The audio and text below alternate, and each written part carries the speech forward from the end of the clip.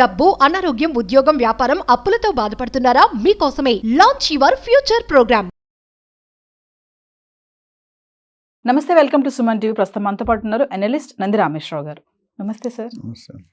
Sir, ఇప్పుడు TCS, Infosys, Wipro ఈ IT ఎంప్లాయీస్కి ఈ లే ఆఫ్స్ అనేవి అంటే రెసిషన్ అనేది ఎందుకు వస్తుందో అంటారు సార్? ఇట్లా అనేకమైన రీజన్స్ ఉన్నాయి.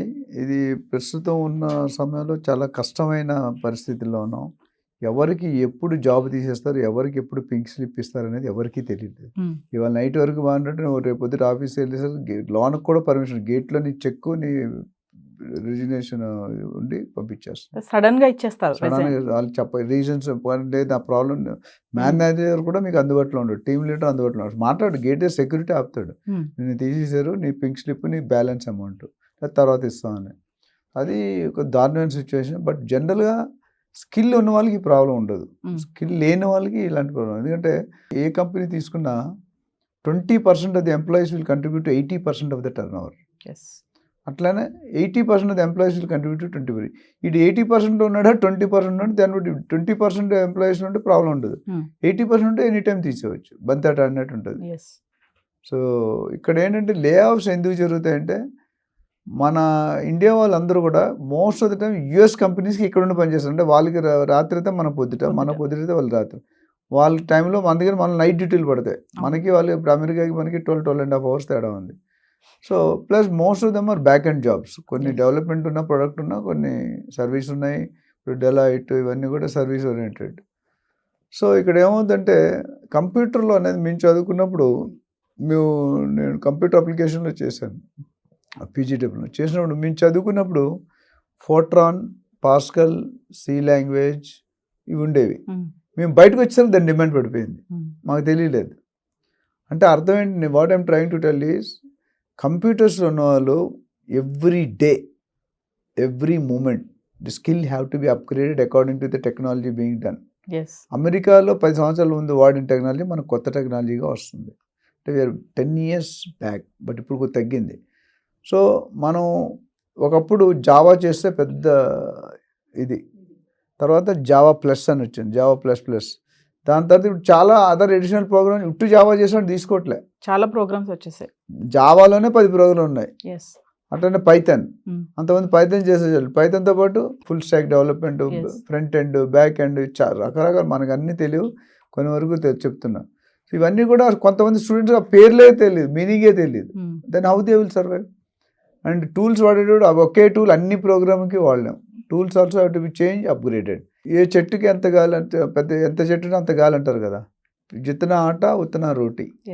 సో ఇవాళ 2025లో బయటకు వచ్చిన స్టూడెంట్ 2026లో అవుట్డేటెడ్ అయిపోతుంది కోర్స్. అంటే సార్, ఐటీ జాబ్లో ఉన్న వాళ్ళు ప్రతిరోజు అప్గ్రేడ్ అవుతూ ఉండాలంటారా? ప్రతి డిపార్ట్మెంట్ ఐటీ మన హైలైట్ అవుతుంది. ఏ సెగ్మెంట్లో ఉన్నా ఇప్పుడు ఒకప్పుడు అడ్వర్టైజ్మెంట్ ఉండేది కాదు, అడ్వర్టైజ్మెంట్లో అయితే రిఫరెన్స్ వచ్చేవి కాదు. ఇప్పుడు ఏంటంటే అంత సోషల్ మీడియాలో జరిపేస్తున్నారు కదా. ఇప్పటికీ కొంతమంది సోషల్ మీడియా వాడట్లేదు, టెక్నాలజీ తేడడం. ఇప్పుడు ఇందాక మీరే ఎగ్జాంపుల్ చేశారు, పాస్టర్లో పెట్టారు, చెప్తున్నా. సో అలాగే మీరే కాదు, చాలామంది ఆ విధంగా ఆ పరిస్థితి. ఎందుకంటే ఇక్కడ ఫేక్ సర్టిఫికేట్స్, ఇల్లీగల్ దొంగ సర్టిఫికేట్స్, ఫేక్ సర్టిఫికేట్స్ పెట్టి జాబ్కి వెళ్ళిపోవడం, కన్సల్టెంట్ డబ్బులు ఇంత మాట్లాడు, కన్సల్టెంట్ డబ్బులు తీసుకోవడం, బండి తోచడం, వాడు అక్కడ లేకచాట్లు పెట్టడం. మొన్న యూకేలో ఒక అబ్బాయి రోడ్డు మీద పడేశారు, ఇక్కడికి వెళ్ళి 2 నెలల నుంచి తీసి పెట్టేశారు. ఆయన దగ్గర 5 లక్షలు తీసుకెళ్ళంట, 5 లక్షలు నెల రోజులు ఖర్చు పెట్టాడు. అయిపోయిన తర్వాత ఒక వీడియో పెట్టాడు, అక్రమంగా నన్ను ఇలా చేశారని. పోలీసు ఎవరో చూసి రెస్పాండ్ అయ్యారంట. ఆయన 3 నెలలు జీతం లేకుండా, ఇల్లు లేకుండా రోడ్డు మీద బతికాడంట. అది చాలా దారుణం, ఇట్స్ నాట్ కరెక్ట్. సో అది మన తప్పే. Why are you depending on consultant? చదువుకోవచ్చు కదా. ఎవడ పేరు ఇప్పుడు ఎస్పెషలీ లే ఆఫ్స్ ఎక్కడ వచ్చాయంటే కరోనా టైం నుండి బాగా స్టార్ట్ అయినాయి. కరోనా టైంలో ఏమైంది, వర్క్ ఫ్రమ్ హోమ్, ఒక డైవర్సిటీలు పెరిగితే ఇక్కడ లే ఆఫ్లు పెరిగాయి. ఎందుకంటే నేను ఒక 2 డైలాగులు చెప్తాను, మీరు అందరూ బాగుండాలి, దానికి కారణం నేనే ఉండాలి. రెండోది, మీరు చూసుకుంటే ఆశ అనేది ఉండొచ్చు, మనిషికి అంబిషన్ ఉండాలి, గ్రీడ్నెస్ ఉంటుంది. సో రియల్ ఎస్టేట్లో కానీ ఎక్కడైనా పెట్టుబడి పెట్టే గోల్డ్లో కానీ మీకు భూమాత అంత పేషెన్స్ ఉండాలి, ఆకాశం అంత ఆశ ఉండాలి. ఆశ అత్యాశకి వెళ్తే చీటింగ్. ఇక్కడ ఏంటి, అత్యాశకి వెళ్ళిపోతున్నారు ఐటీ వాళ్ళు. అల్లుడికి అంటే అత్తగారికి మోజు, అల్లుడికి అంటే ఇక్కడ అమెరికన్ జాబ్ అంటే మోజు, అక్కడ కోటి రూపాయలు ఖర్చు పెడితే 5 కోట్లు కట్నం అడుగుతున్నారు. అంటే ఫేక్ సర్టిఫికేట్స్ పెట్టేసి ఐటీలోకి వెళ్ళిపోవడం, అక్కడ కట్నం తెచ్చుకోవడం, తర్వాత అటు బయటకు వచ్చేయడం, తీసేస్తారు బయటకు వచ్చేయడం. స్కిల్స్ లేకపోవడం వల్ల ఈ లే ఆఫ్స్ వస్తున్నాయి. అంతే కదా, మరి టాలెంట్ ఉన్నాడు ఇప్పుడు ఎవరు వదులుకుంటారండి? ఏ సినిమా తీసినా ఒకప్పుడు ఏమి ఫ్లాప్ సినిమాలు, అమితాబ్ బచ్చన్ గారు అయితే 10 సినిమాలు వరుసగా ఫ్లాప్ అయినాయి, 10 సార్లు రోడ్డు మీద పడ్డాడు ఆయన. కానీ ఆయన లేచాడుగా, ఆయన టాలెంట్ ఉంది కాబట్టి లేచాడు. అంటే ఏఐ వచ్చి ఈ లే ఆఫ్స్ తీసుకొచ్చింది అంటే ఏం చెప్తారు సార్?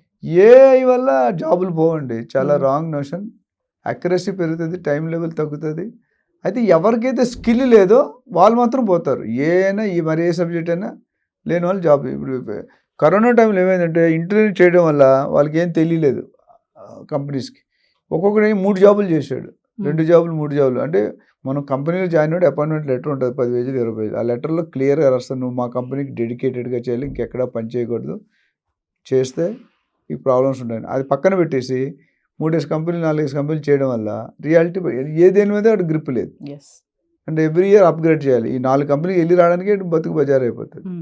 కానీ అలా చేసినప్పుడు ఏమైంది, ఎప్పుడైతే టైట్ అయిందో, యుఎస్ ప్రాజెక్ట్స్ ప్రైవేట్ కంపెనీలు అండి, అవన్నీ గవర్నమెంట్ కంపెనీస్ కాదు. ప్రాజెక్ట్ ఉంటే మనుషులు ఉంటారు, మనకు పర్మనెంట్ లేబర్, క్యాజువల్ లేబర్ అంటారు ఇండియాలో. పర్మనెంట్ లేబర్ ఆడు బిజినెస్ ఉన్నా లేకపోయినా they will have to pay. Casual labour business అది తీసేస్తాడు. ఇప్పుడు నేను కంపెనీకి సీఈఓగా చేశాను, 1500 ఎంప్లాయీస్, 1000 మంది క్యాజువల్ లేబర్.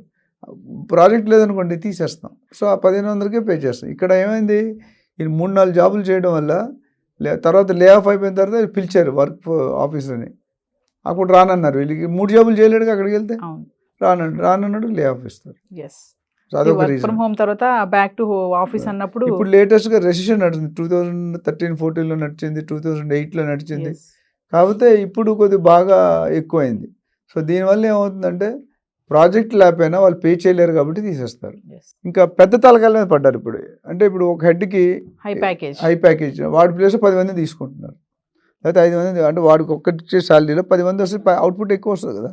అంటే కొద్దిగా ఎక్స్పీరియన్స్ ఆల్వేస్ మ్యాటర్స్, తేడా ఉంటుంది. But some temporary. ఇప్పుడు 10 లక్షలు ఇచ్చి 1,00,000 ఇచ్చి 10 మంది పెట్టుకోవచ్చు కదా. జాబులు లేని 1,00,000-2 లక్షలు చేరిపోతారు. అండ్ సార్ ఫైనల్లీ ఇప్పుడు మనం అబ్రాడ్లో చూసుకుంటే కూడా ఈ లే ఆఫ్స్ అనేవి మనం చూస్తూనే ఉన్నాం. ఆ ఇంపాక్ట్ మరి మన మీద కూడా ఇక్కడ కూడా పడుతుంది అంటారా? డెఫినెట్గా పడుతుంది. ఇప్పుడు ఇండియా వాళ్ళే ఎక్కువ వెళ్తున్నారు అన్నాం. మెక్సికన్స్, చైనీస్, ఇండియన్స్ ఎక్కువ contribution of that. Last time 2.45 lakhs ఫిగర్లు మాట్లాడుకున్నాం కదా. ఎందుకంటే జాబులు లేకపోతే, జాబులు ఎందుకుంటే అంటే most of the student doesn't upgrade themselves. ఇప్పుడు ఒక ప్రాజెక్ట్లో ఒక టూల్ వాడితే ఇంకో ప్రాజెక్ట్లో ఆ టూల్ వాడరు. ఆ టూల్ మారినప్పుడు ఆ టూల్ కిట్ అప్గ్రేడ్ అయి ఉండాలి. ఆ టూల్ అప్గ్రేడ్ చేయకపోతే టెస్ట్ పెడతాడు. ఇప్పుడు టెస్టింగ్ ఇంటర్వ్యూస్ ఎట్లా పెడతారు పిల్లలకి? ఇంజనీరింగ్ చదివాక ఎందుకు ఫెయిల్ అవుతున్నారంటే చాలా మంది క్యాంపస్ ఇంటర్వ్యూస్లో వాడు పిలిచి 10 మంది ఉంటారు, 6 ఉంటారు ప్యానల్ మెంబర్స్. ఒక కోడ్ ఇచ్చి జావాలోనో లేదా ప్రోగ్రామ్ ఏమంటాడు, ఒక కోడ్కి ఇచ్చిన తర్వాత ఒక 4 స్టెప్పుల్లో రాస్తాడు, 40 స్టెప్పుల్లో ఎవరిని తీసుకుంటాడు? 4 స్టెప్పుల్లో తీసుకుంటాడు, 40 స్టెప్పుల్లో తీసుకోడు కదా. అంటే వాడు స్ట్రాటజీ ఎలా ఉంది, వాడు కాన్ఫిడెన్స్ ఎలా ఉంది, వాడి స్మార్ట్నెస్ ఎలా ఉంది, అవన్నీ చూస్తారు. అప్పుడే వాళ్ళు కమ్యూనికేషన్ ఎట్లా. ఒక ఫారెన్ మల్టీనేషనల్ కంపెనీస్లో 10 నుండి 13 రౌండ్స్ ఆఫ్ ఇంటర్వ్యూస్ ఉంటాయి. 12 రౌండ్లు ఇంటర్వ్యూ కరెక్ట్ చేసి ఒక రౌండ్ తప్పు చేస్తే తీసేస్తారు, అని తీసుకోరు. యాంపుల్ ఆఫ్ ఇంటర్వ్యూస్ నేను చాలామంది చూసాను కదా. ఇంటర్వ్యూ మినిమం 6-7, అమెజాన్ అయితే 7-8 రౌండ్స్, గూగుల్ అయితే వేరు, టెస్లా అయితే వేరు. మా కజిన్ బ్రదర్ టెస్లా మొన్న చెప్తున్నట్టు 13 రౌండ్స్ ఆఫ్ ఇంటర్వ్యూస్ ఉంటాయి. ఆ 13 రౌండ్లో రకరకాలుగా నేను టెస్ట్ చేస్తారు. Spontaneous, confidence, body language, communication, convincing, strategy, HR round, personal round, group discussion చాలా ఉన్నాయి. ఇవన్నీ తెలియదు చాలా మందికి. Rome is not in built one day అని చెప్పాం. సో ఎవరైతే day to day skills upgrade చేసుకుంటారో, ఎప్పటికప్పుడు మారుతుంటారో, మారుతున్న ప్రపంచంతో మనం మారాలి. నేను ఇంతే, నా బతికింతే, నేను ఒక మోనార్క్ అంటే నోబడీ కెన్ హెల్ప్. అంటే స్కిల్స్, టాలెంట్స్ లేకపోవడం వల్ల ఈ రెసిషన్స్ జరుగుతున్నాయి. అంతే. ఇల్లీగల్ ఇమ్మిగ్రేషన్ వెళ్ళిన వాళ్ళు, ఫేక్ సర్టిఫికేట్ వెళ్ళిన వాళ్ళు, దొంగ సర్టిఫికేట్ వెళ్ళిన వాళ్ళు, మేనేజ్ చేసుకొని వెళ్ళిన వాళ్ళు అక్కడ దొరికిపోతారు. సో అవన్నీ లేకుండా స్ట్రైట్ ఫార్వర్డ్ వెళ్తే వాళ్ళకి ఏం ఎఫెక్ట్ ఉంటుందండి. You go study, meet their standards, అప్పుడు ప్రాబ్లం లేదు. Thank you sir. Thank you.